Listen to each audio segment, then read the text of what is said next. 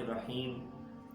کتنے خوش بخت ہیں وہ احباب جو عازمین حج ہیں، جو اللہ کے گھر کی زیارت کے لیے جا رہے ہیں، پیارے محبوب علیہ الصلاۃ والسلام کی روضہ پاک کی زیارت کے لیے جائیں گے۔ رشک آتا ہے ایسے احباب کی قسمت پر کہ اللہ تعالیٰ نے اتنے لوگوں میں سے ان لوگوں کو چنا ہے جنہیں اللہ پاک نے اپنے گھر بلایا ہے، اور حج کی سعادت اللہ تعالیٰ نے عطا فرمائی۔ اللہ کے محبوب علیہ السلام نے فرمایا، الحج المبرور لیس لہ جزاء الا الجنہ، وہ حج جو قبول ہو جائے اس کی جزا جنت ہے۔ اور کتنے مبارک لمحات ہوتے ہیں یہ جب انسان اس سفر پر جاتا ہے۔ قرآن پاک میں غزوہ تبوک کے موقع پر 3 احباب کا ذکر ہے، وَعَلَى الثَّلَاثَةِ الَّذِينَ خُلِّفُوا حَتَّى إِذَا ضَاقَتْ عَلَيْهِمُ الْأَرْضُ بِمَا رَحُبَتْ۔ 3 صحابہ کرام علیہ رضوان جو جنگ پر نہ گئے، اللہ کے محبوب علیہ السلام نے ان سے پوچھا کہ آپ لوگ کیوں نہیں گئے؟ تو انہوں نے اپنا سیدھا سادہ بات کی، یا رسول اللہ ہمیں کوئی عذر نہیں تھا، ہماری غفلت ہے جس کے سبب ہم نہیں جا پائے۔ تو ان میں سے حضرت کعب ابن مالک رضی اللہ تعالی عنہ بھی تھے۔ 50 دن گزر گئے، اللہ کے محبوب علیہ السلام نے ان سے کلام کرنا ترک فرما دی۔ ان کی جو گھر والیاں تھیں وہ بھی ان سے کوئی کلام نہیں کرتی تھی۔ 50 دن گزرنے کے بعد ان کی توبہ کا پھر اعلان اللہ تعالیٰ نے قرآن پاک میں فرمایا۔ جب یہ توبہ کا بیان آ گیا تو اللہ کے محبوب علیہ السلام کو جو پہلے حضرت کعب سلام کرتے تھے اور وہ دیکھتے رہتے تھے کہ حضور سلام کا جواب بھی نہیں دیتے تھے، تو اس دن اللہ کے محبوب علیہ السلام نے فرمایا، کعب کتنا مبارک دن ہے آج تمہارے لیے کہ اللہ تعالیٰ نے تمہاری توبہ کو قبول فرما لیا ہے اور تمہاری توبہ کا اعلان فرما دیا۔ تو حاجی عازم حج کا ارادہ رکھنے والے یہ کتنے خوش بخت ہیں کہ اللہ تبارک و تعالیٰ نے انہیں اپنے گھر کے لیے بلا لیا ہے۔ اور پھر جو حج کر لے، سبحان اللہ، اس کے کیا کہنے۔ حضرت ابو ذر غفاری رضی اللہ تعالی عنہ، آپ کی ایک شخص سے ملاقات ہوئی تو آپ نے اس سے پوچھا کہاں سے آ رہے ہو؟ اس نے کہا جی میں بلد الحرام سے آ رہا ہوں، حج کر کے آ رہا ہوں۔ آپ نے فرمایا حج کرنے کس لیے گئے تھے؟ اس نے کہا جی میں صرف اللہ کی رضا کے لیے گیا تھا اور میرا کوئی مقصد نہیں تھا۔ تو حضرت ابو ذر غفاری رضی اللہ تعالیٰ عنہ فرمانے لگے، استأنف العمل، پھر اپنے عمل نئے سرے سے اب شروع کر لے، پرانا جتنا خاطا تھا وہ سب صاف ہو گیا۔ تو حج جو کر لیتا ہے اس کے سارے گناہ وہ معاف ہو جاتے ہیں۔ سبحان اللہ، کتنی خوش بختی ہے ان لوگوں کے لیے جو حج پر جا رہے ہیں۔ کچھ چیزیں ایسی ہوتی ہیں جو حج کے موقع پر انسان کو ذہن نشین کرنی چاہیے۔ میں اختصار کے ساتھ صرف 2 باتیں عرض کروں گا۔ ایک تو جب حج کرنے جائیں اس میں نیت اللہ کی رضا، اخلصہ، نیت خالصاً اللہ کی رضا۔ باقی جتنی بھی چیزیں ہیں وہ ضمناً آئیں گی۔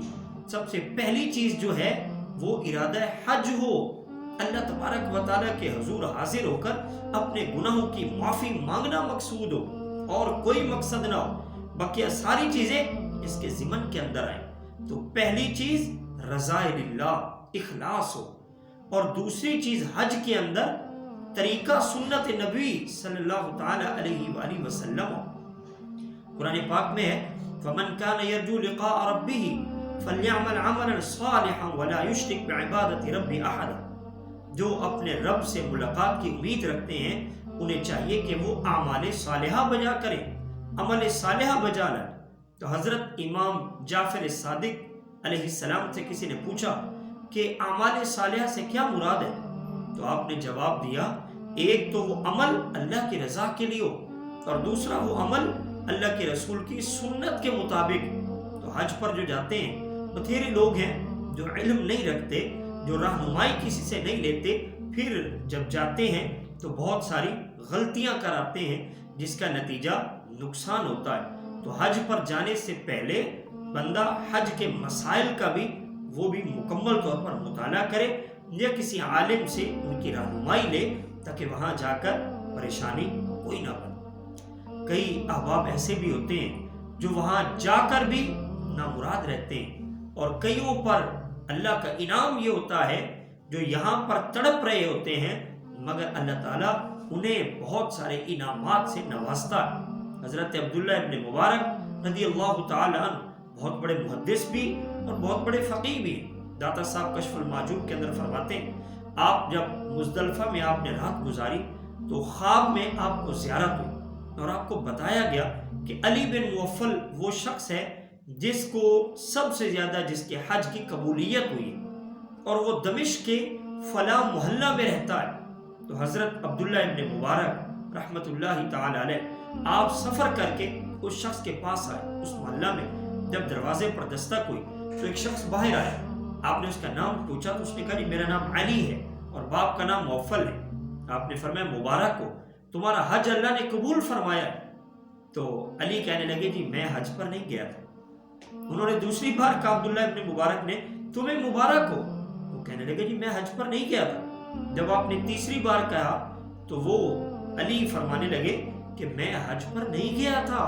انہوں نے کہا بھائی مجھے خواب آیا ہے اور خواب کے اندر مجھے یہ دکھایا گیا ہے، مجھے بتایا گیا ہے کہ آپ کا حج سب سے زیادہ قبول ہے۔ تو وہ سمجھ گئے۔ انہوں نے پھر اپنا ایک واقعہ بتایا۔ انہوں نے کہا کہ واقعی ایسا ہے، میں نے تھوڑے تھوڑے پیسے اکٹھے کیے ہوئے تھے، سفر حج کا ارادہ رکھتا تھا، لیکن میری بیوی کو اچانک ایک رات درد ذیل ہوا، تکلیف ہوئی، تو قریب سے ایک سالن کی خوشبو آ رہی تھی، سالن پکنے کی۔ تو میری بیوی نے کہا کہ ان کے پاس چلے جاؤ، رات کا وقت ہے، کوئی تھوڑا سا مسالہ لے کر آؤ، تکلیف ہو رہی تھی انہیں۔ تو وہ جب ہمسایوں کے گھر گئے اور ان سے مطالبہ کیا کہ مجھے تھوڑا سا آپ لوگ یہ دے دو، سالن دے دو یا اس کا ہلکا سا کوئی نہ کوئی مسالہ دے دو، میری بیوی کو ضرورت ہے۔ انہوں نے کہا جناب ہم آپ کو یہ مسالہ نہیں دے سکتے۔ آپ نے دوسری بار مانگا، تیسری بار مانگا۔ جب آپ نے زیادہ اصرار کیا نا تو ہمسایوں نے جواب دیا جناب والا بات یہ ہے کہ یہ جو سالن پک رہا ہے نا یہ آپ کے استعمال کے قابل نہیں ہے۔ 3 دن سے ہمارے بچے بھوکے اور پیاسے تھے، گھر میں کوئی کھانے کے لیے چیز نہیں تھی۔ تو وہ گھر کا مالک کہنے لگا میں کوڑا کرکٹ ڈالنے والی جگہ پر گیا ہوں، وہاں سے کچھ اٹھایا ہوں اور اسے میں پکا رہا ہوں اپنے بچوں کی بھوک مٹانے کے لیے۔ تو علی نے جب یہ جواب سنا، علی بن موفل نے، کہتے ہیں میں گھر آیا تو میرا دل بھرا ہے، میں نے کہا میں حج پر بعد میں چلا جاؤں گا مگر میرے ہمسائے کے بچے بھوکے ہیں، 3 دن سے بھوکے ہیں، تو یہ پیسہ سارا میں نے اٹھا کر اپنے ہمسایوں کو دے دیا کہ آپ اپنی ضرورت کو پورا کریں۔ تو پھر اللہ تعالیٰ نے انعام یہ فرمایا، بیٹھے دمشق کے اندر ہیں لیکن ادھر سے انعام یہ ہو رہا ہے کہ سب سے زیادہ جس کا مقبول حج ہے وہ علی بن موفل کا ہے۔ تو کئی وہ ہوتے ہیں جو وہاں جا کر مرادیں پاتے ہیں، کئی وہ جو وہاں جا کر بھی وہ محروم رہتے ہیں، اور کئی وہ ہوتے ہیں جو یہاں تڑپتے ہیں، اللہ کا ان پر بھی انعام ہو جاتا ہے، ان پر بھی اللہ کی رحمتیں نازل ہوتی ہیں۔ اللہ تعالیٰ ہمیں بھی ان لوگوں میں شامل فرمائے، ہمیں بھی اللہ پاک اپنے حرم کی زیارت نصیب فرمائے، حج کی سعادت نصیب فرمائے، اپنے نیک بندوں میں ہمارا بھی داخلہ نصیب فرمائے۔ آمین بجاہ النبی الامین وصلی اللہ علیہ وآلہ وسلم۔